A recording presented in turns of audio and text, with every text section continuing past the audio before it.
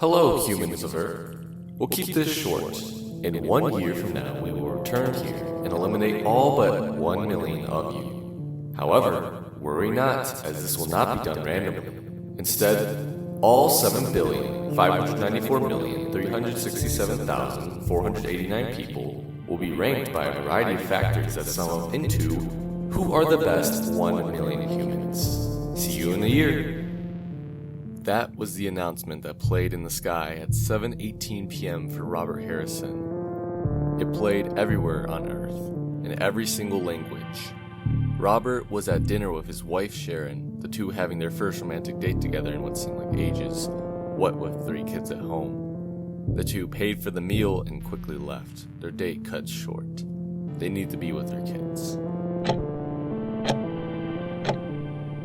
Some aspects of life went on normally. Governments of the world attempting to calm people down, pretend it never even happened so everything wouldn't go straight to shit. But hey, there was still running water and electricity. Robert and his family were playing Uno when their neighbor, Tim Goldberg, knocked on the door. Robert had always disliked Tim. Robert loved his family, make no mistake, but Tim's life just seemed better. While Robert was old and in his 50s, Tim was an energetic man in his 30s with his more attractive wife and his more attractive home, with no kids tying them down. Hey, old Robbie, how are the wife and kids holding up? Bet those rascals must be raising hell now, I assume. Tim chuckled when the door opened. That's the type of shit Robert was talking about. Tim always had to say something about Robert's kids. Oh, they must be difficult. Get any sleep, neighbor? Shut the fuck up, Tim, nobody asked. Neighbor? Tim questioned, and Robert snapped back after being lost in thought. Right, wife and kids are good. How's Ariana? Robert asked, though he didn't really care at all. Shoot, she's just as beautiful as ever, thanks for asking. Fuck you, fuck you, fuck you, Robert internally screamed.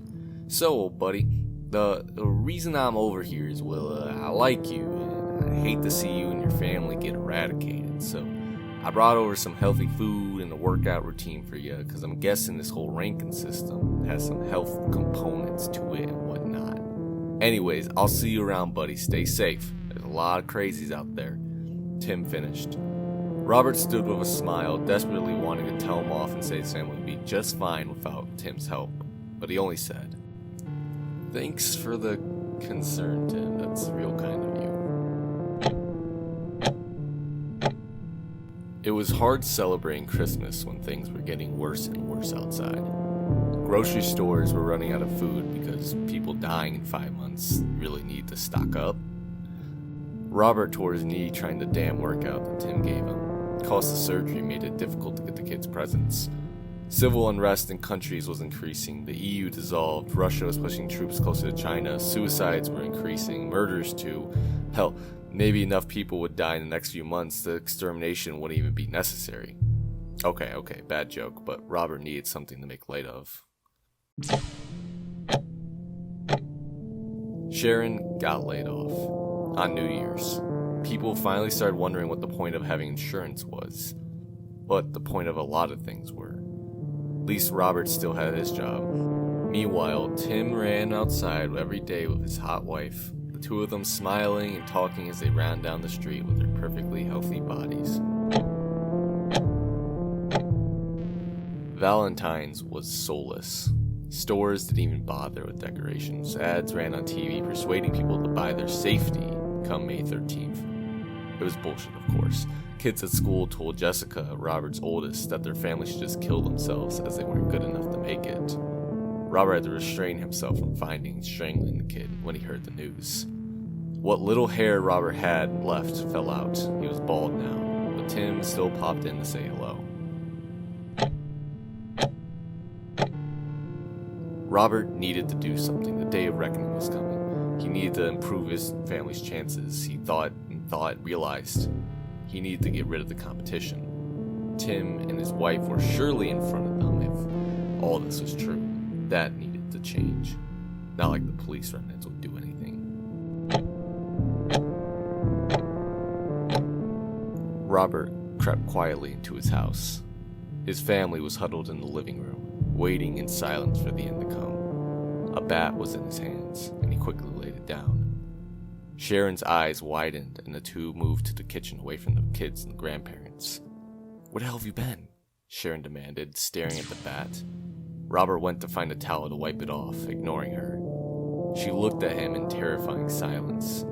Unable to speak, the blood still dripped from the bat. "What the fuck did you do?" she shouted, this time getting the attention of the others in the living room. She looked sick. "I got our family 2 spots closer to making it. That's what I did. I was being a good father and a husband," Robert said soullessly. The clock ticked, but he didn't look at it or his wife. The end could happen at any second now. With horror, Sharon realized what her husband had done, quickly went out the front door, throwing up when she got outside. When Robert went to get her, she ran further from the home, screaming for him to get away as he began to chase her. The kids watched from the window as their parents ran out the door. Suddenly, everyone froze. An announcement was playing in the sky. "Hello again, humans of Earth. We'd like to thank you for taking part in this social experiment. No one will be killed. Have a nice rest of your planet's existence. Goodbye."